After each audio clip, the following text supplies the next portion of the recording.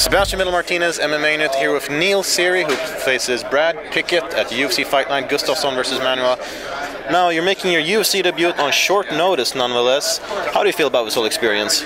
I feel great, to tell the truth. You know, at the start I was a little bit nervous and the usual sleepless nights, but now I'm into it, 100% into it and ready to go. And I take it, you probably thought about going to the UFC someday, but this can't have been the way that you imagined it going. No, definitely not, no. I didn't think I'd get in this way, but look, you take any chance as it comes, and I dived at it. And you don't feel do you feel nervous about the fact you're taking a short notice, or what was your shape like before you accepted the fight? Look, my weight is always really around 64 kilos. I'm sure there's a lot of flyweights to be heavier than that from 2 weeks out, so I wasn't. It's not really an issue with me, So, fitness-wise, I'm usually stay in shape, so I'm sure we'll be able to go 15 minutes. Now you're facing Brad Pickett, a pretty established veteran. He's been in both WC and UFC for a while now. How do you see him as an opponent? I see him as a great opponent. Brad is one of the all-time fighters, so I've followed through the UFC, I look Brad, I look his style of fighting, the way he goes forward and tries to finish fights.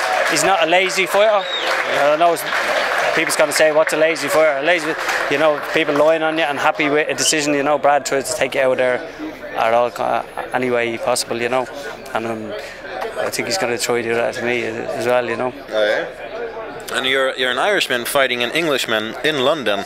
Chances are you're going to have quite a few boos in the crowd against you. How do you feel about that? I don't mind. It comes with everything, isn't it? Look, if Brad come over to Ireland and he was coming out in the O2, I'm sure he'd get booed, But look, you have to play the game the best you can, And I plan on doing that.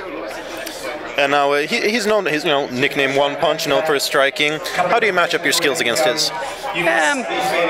To be honest, I won't want to actually get in there and we start trading blows, Obviously, people know he has power in his hands because he's called One Punch, but I've put a lot of people down as well, with my power. So look, I'd say it's whoever gets there first, it's going to work out that.